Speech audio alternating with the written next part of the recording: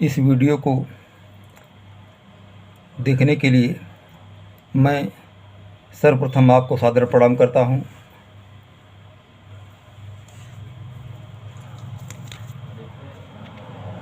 आप मुझे सुन रहे हैं, इसलिए मैं आपका आभार व्यक्त करता हूं।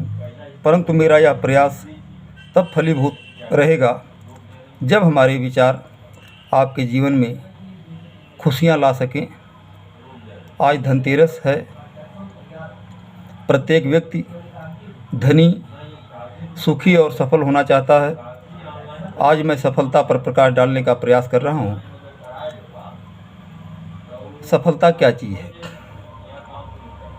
लोग अपने जीवन में प्रायः रोते रहते हैं कि मैं असफल हो गया, मैं कुछ कर नहीं पा रहा हूँ, मेरे सामने विकल्प नहीं है, मेरे पास पूंजी का अभाव है, मेरे माता पिता उस लायक नहीं है, मेरे पास बैकिंग नहीं है। और जो बहाना बनाने वाले लोग हैं उनके पास बहाने हमेशा रहते हैं कि अच्छा विद्यालय नहीं मिल पाया पढ़ने के लिए, धन का अभाव रहा, काम करने के लिए पूंजी नहीं है। जबकि आज मैं आप लोगों को वह सूत्र बताने जा रहा हूँ जो व्यक्ति के जीवन में क्रांति ला सकता है, जो व्यक्ति के जीवन को हीरे की तरीके से, डायमंड के तरीके से चमका सकता है। वह सूत्र है कि आप जो भी करने लायक हैं वही काम करें। बड़ा काम का इंतज़ार करने के चक्कर में छोटे छोटे कामों की उपेक्षा ना करें। कोई भी काम छोटा या बड़ा नहीं होता, उस काम को करने का अंदाज छोटा बड़ा होता है। यदि आप यह सोचते रहेंगे कि जब स्थितियाँ हमारी अनुकूल हों, जब बड़ा काम मिले तब मैं बड़ा काम करूँगा, तो हो सकता है कि तब तक इतना आपका समय व्यतीत हो चुका हो कि बहुत कुछ पाते पाते तब तक उस चीज़ को पाने की ज़रूरत ही ना रह गई हो। प्रायः सफलता तब मिलती है जब उसकी आवश्यकता ही नहीं रह जाती। तो इतना इंतज़ार करने के बजाय आप जो भी करने लायक हैं, जो भी कंडीशंस आपके पास है, उस कंडीशंस के अनुसार उसी काम को करना प्रारंभ कर दीजिए। यदि आप के सामने कोई विकल्प नहीं है, रिक्शा चलाना है तो रिक्शा चलाना चालू कर दीजिए। आपके पास छोटी पूंजी है तो छोटी दुकान चालू कर दीजिए। जो भी करने लायक आप हैं, अब उसमें बात है कि आप वो काम करें जो आपको पसंद हो। वो काम ना करें कि दूसरे का देख करके कि कोई व्यक्ति कोई काम कर रहा है, उससे ज़्यादा इनकम हो रही है तो लाइए मैं भी वही काम करना चालू कर दूँ।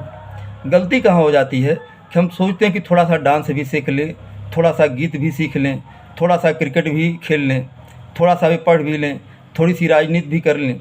अपने एनर्जी को हम कई जगह पर डिवाइड कर देते हैं। यदि हम जो हमें पसंद है, जो हमारा शौक़ है, उसी काम को पूर्ण मन से किया जाए तो जीवन में सफलता पाने से कोई भी शक्ति रोक नहीं सकती। उस व्यक्ति को सफल होना ही होना है।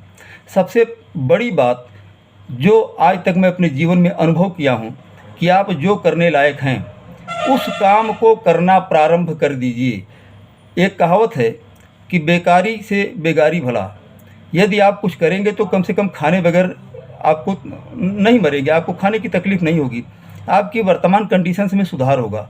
और हम कहीं न कहीं गलती यही कर जाते हैं कि हम इंतज़ार करते हैं कि जब बड़ी उपलब्धि हो हमको, जब तक नहीं मिलेगी तब तक मैं इंतज़ार करूँगा। नहीं, रहीमन चुप हो बैठिए, देख दिनन के फेर, ये तो ठीक है, लेकिन आप जो करने लायक हैं उसको करते रहिए। उस अपने क्षमता का उपयोग बंद करके, अपने कार्य को बंद कर करके समय का इंतज़ार ना करें। मैं एक चीज़ पर फोकस देने जा रहा हूँ। लोग जब कहते हैं अपने बच्चों से कि बेटा ध्यान से पढ़ो, ध्यान एक ऐसी चीज़ है कि पूरे जीवन में जो भी घटनाएं हमारे घटित होती है वो सिर्फ हमारे ध्यान पर केंद्रित है। यदि हम मंदिरों में दर्शन करने जाते हैं, तीर्थों में जाते हैं, वेद पुराण उपनिषद का अध्ययन करते हैं, कथा में जाते हैं, तो उसका सिर्फ एक ही उद्देश्य होता है कि हमारा ध्यान पॉजिटिव हो। यदि हमारा ध्यान पॉजिटिव होगा तो हमारे जीवन में तमाम घटनाएं, तमाम उपलब्धियां अपने आप आती चली जाएंगी। क्योंकि जिस फ्रीक्वेंसी पर हम सोचते हैं वो हमारे सोच की जो फ्रीक्वेंसी होती है उससे मिलती जुलती फ्रीक्वेंसीज की घटनाएं हमारे जीवन में अपने आप घटित होने लगती हैं।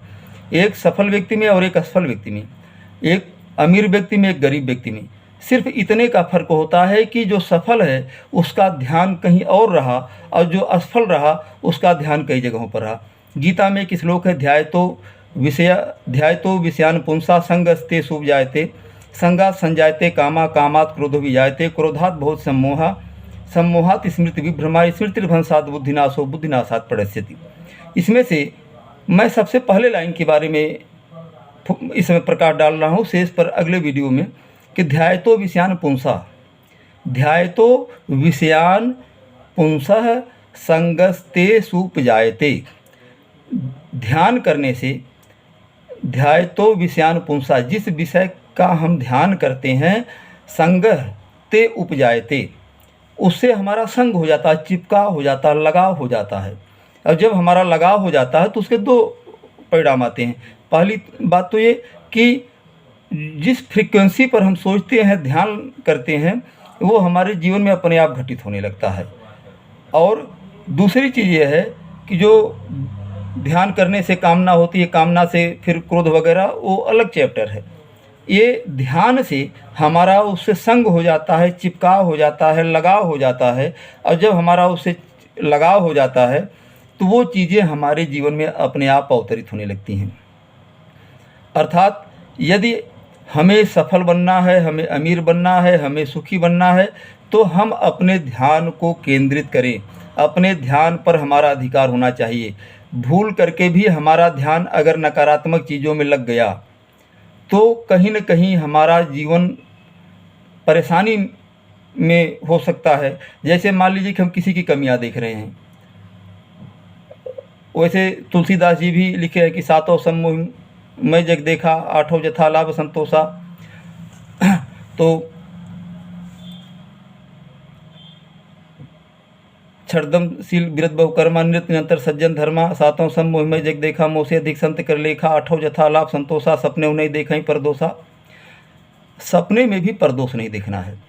यदि हम दूसरे का दोष सपने में भी देख ले रहे हैं तो उसका तो नुकसान नहीं होगा, लेकिन उसका दोष देखने के नाते वो सारे गुण हमारे जीवन में अवतरित होने लगेंगे और उससे मिलती जुलती जो घटनाएं हैं वो घटित होने लगेंगी। तो हमें सावधानी ये बरतना है, सिर्फ इतना कि हम अपने ध्यान पर ध्यान दे दें कि हमारा ध्यान कहाँ जा रहा है। यदि हमारा ध्यान पॉजिटिव है, यदि हमारा ध्यान सकारात्मक है, यदि हम गुड फीलिंग कर रहे हैं, अच्छा अनुभव कर रहे हैं, तो हमारे जीवन में अच्छी घटनाएं अपने आप घटित होंगी। मैं सिर्फ दो बातों पर पुनः प्रकाश डालते हुए, दबाव डालते हुए, फोकस करते हुए अपनी वाणी को विराम दे रहा हूं कि आप जो करने लायक हैं, आपके पास जो भी कंडीशंस है, उस काम को पूर्ण मन से आज ही से करना प्रारंभ कर दीजिए। सफलता अपने आप मिल जाएगी। दूसरी बात उससे भी बड़ी ये है कि अपने ध्यान पर हमेशा सूक्ष्म निरीक्षण रहे कि हमारे द्वारा सोचा क्या जा रहा है।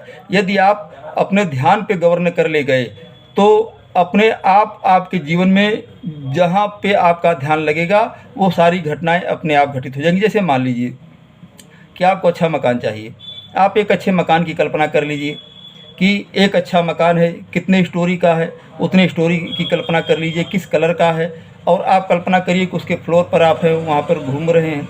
यदि इस चीज़ को आप पूर्ण मन से सोच लिए तो किस दिन आपके जीवन में मकान आ जाएगा आप खुद नहीं जान पाएंगे। आपको